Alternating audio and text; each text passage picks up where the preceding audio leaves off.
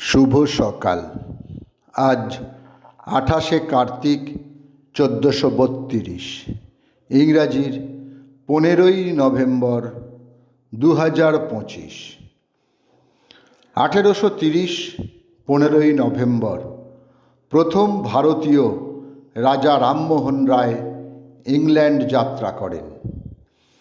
ভারতবর্ষের রাঁচি অঞ্চলের একজন মুন্ডা আদিবাসী এবং সমাজ সংস্কারক বিরসা মুন্ডা তৎকালীন ব্রিটিশ শাসকের অত্যাচার অবিচারের ক্ষুব্ধ হয়ে তিনি আদিবাসী মুন্ডাদের সংগঠিত করে মুন্ডা বিদ্রোহের সূচনা করেন।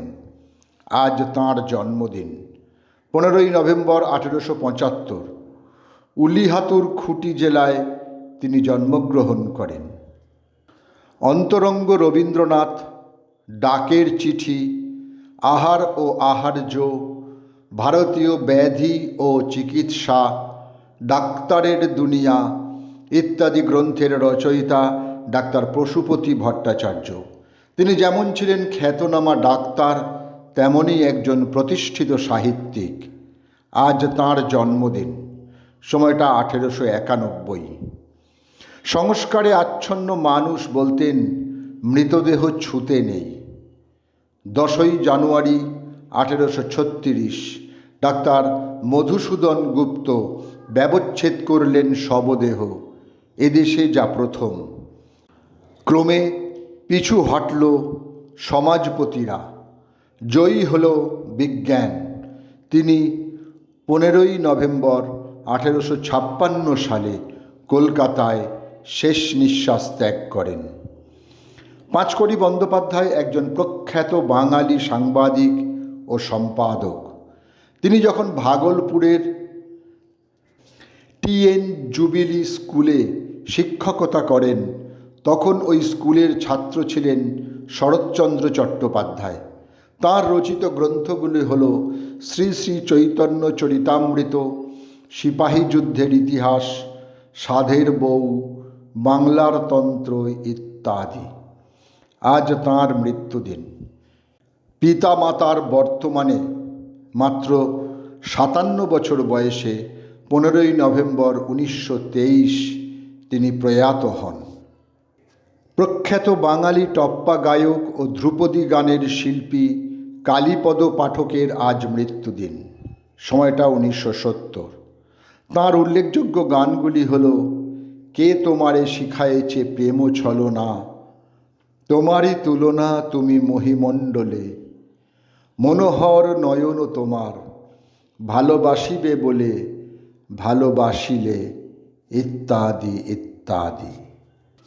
15ই নভেম্বর 1982 পাবনার ওয়ারধায় 87 বছর বয়সে পরলোক গমন করেন ভারতে অহিংসা ও মানবাধিকারের প্রবক্তা ও সমর্থক বিনোবা ভাবে।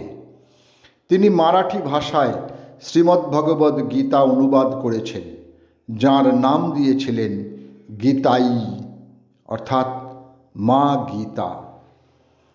বিধায়ক ভট্টাচার্য ছিলেন ভারতবর্ষের প্রখ্যাত নাটককার, সাহিত্যিক ও সাংবাদিক। ছিলেন মঞ্চ ও চলচ্চিত্রের অভিনেতা। 1986 আজকের দিনে কলকাতায় তিনি পরলোক গমন করেন। 50 ও 60-এর দশকে সবচেয়ে জনপ্রিয় গায়কদের অন্যতম ছিলেন শ্যামল মিত্র। 15ই নভেম্বর 1987 তিনি পরলোক গমন করেন। তাঁর বহু গান আজও বাঙালি শ্রোতাদের কাছে সমান আদৃত। তাঁর সুর করা জনপ্রিয় সিনেমাগুলি হল আনন্দ আশ্রম ও অমানুষ। ড্রাগন সিরিজ, বাজপাখি সিরিজ, কালনাগিনী সিরিজ, বিশ্বচক্র সিরিজের স্রষ্টা সমরেন্দ্রনাথ পাণ্ডে ওরফে স্বপন কুমার ছিলেন বাংলার প্রথম পাল্প ফিকশন লেখক। পাল্প ফিকশন হল সেই সমস্ত বই যার কোনো সাহিত্য মূল্য নেই, কিন্তু রক্তে আলোড়ন তোলে। আজ স্বপন কুমারের মৃত্যুদিন। সময়টা 2001। লড়াইটা জাত নিয়ে নয়, ভাত নিয়ে হোক। লড়াইটা বাবরি নিয়ে নয়, চাকরি নিয়ে হোক। লড়াইটা দীক্ষা নিয়ে নয়, শিক্ষা নিয়ে হোক। লড়াইটা অস্ত্র নিয়ে নয়, বস্ত্র নিয়ে হোক।